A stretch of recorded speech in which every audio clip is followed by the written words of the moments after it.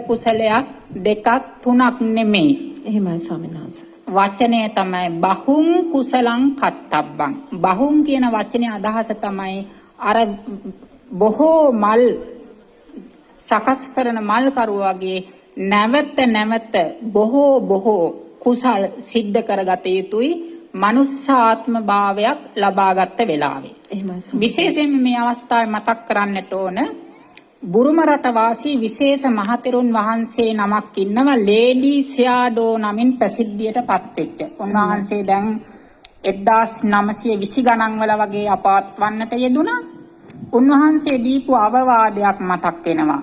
උන්වහන්සේ දීපු අවවාදය තමයි මේ මනුස්සාත්ම භාවය ලබාගත් කෙනා හරියට උම්මත්තක කෙනෙක්ගේ මල්ලක් වගේ වෙන්නට ඕන කියලා.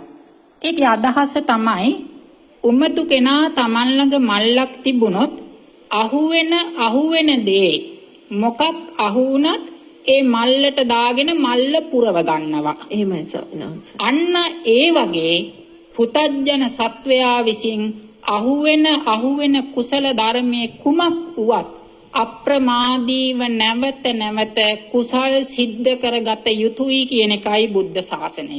එහෙමයි ස්වාමීන් වහන්සේ.